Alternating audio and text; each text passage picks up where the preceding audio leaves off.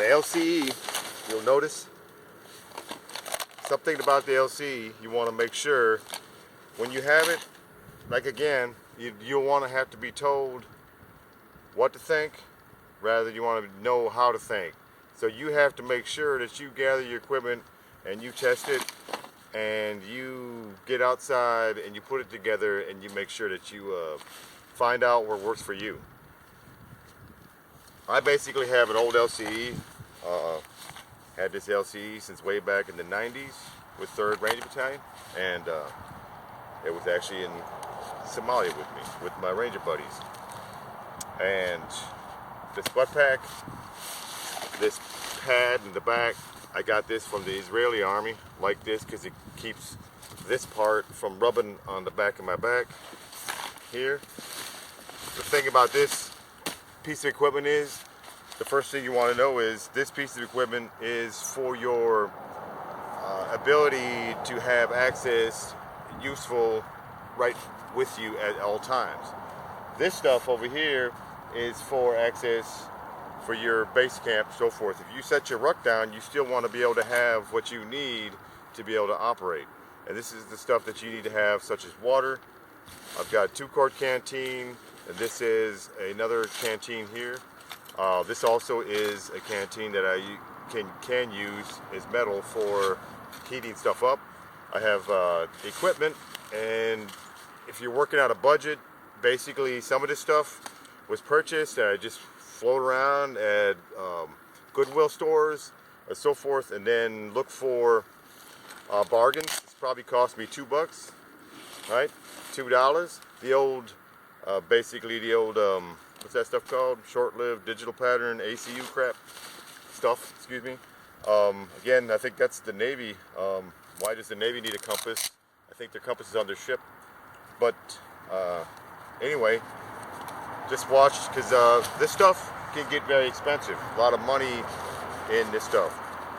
Another key about that I definitely learned while I was in the military, as you'll notice with the equipment, is if you're running around, do you understand why this stuff is like this? Like right here, and like right here, and like right here. You notice what's that for?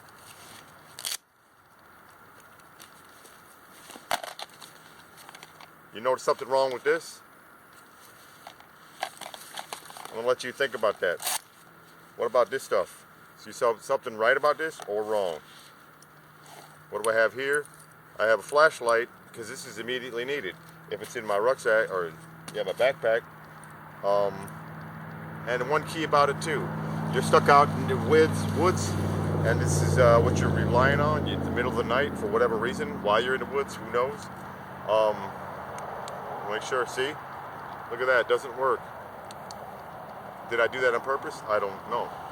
But the key that I made sure, wanted to imagine yourself out in the woods with your kids or with your family or whatnot, and you're in an emergency situation and you need light, and then you don't have light because either your batteries are dead or the batteries are at home under the water, or for whatever reason you don't have.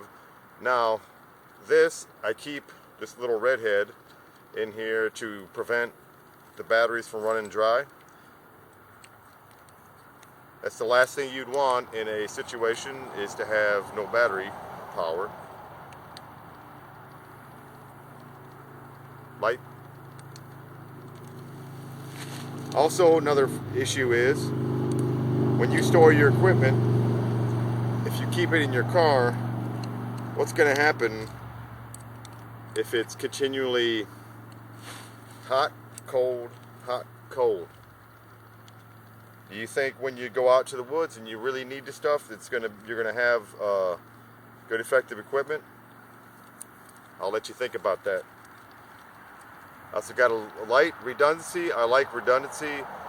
I have another flashlight, as well as a whistle for not only survival, but as well if you get dislocated, your family or whoever, if you want to signal, you have the ability to do that.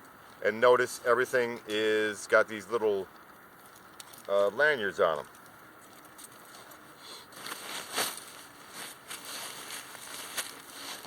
Notice here, little handy flashlight. I'll explain some things and go over the different variances of flashlights and the purposes and the uses of them, as well as the effectiveness, so that you may not make rash decisions when you buy stuff. Because quality of items and products, when you're out in the field, you got to have stuff that's tough.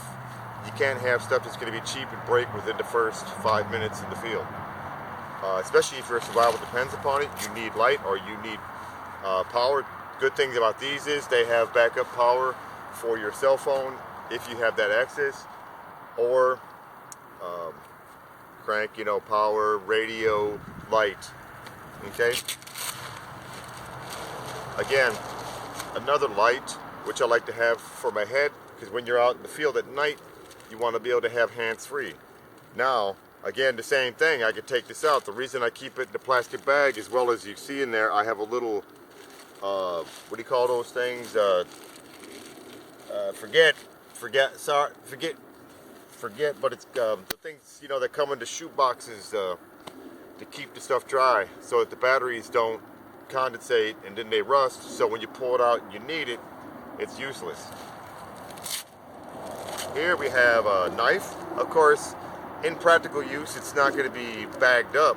However, I like to keep stuff dry, and in the field, when you use it, you can take the bag off. However, if you want quick access to it,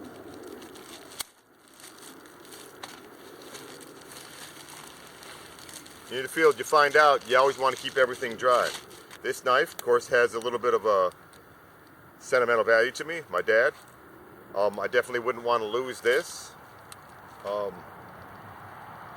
This thing has gutted a lot of deer in the days. I'm sorry for all you animal lovers.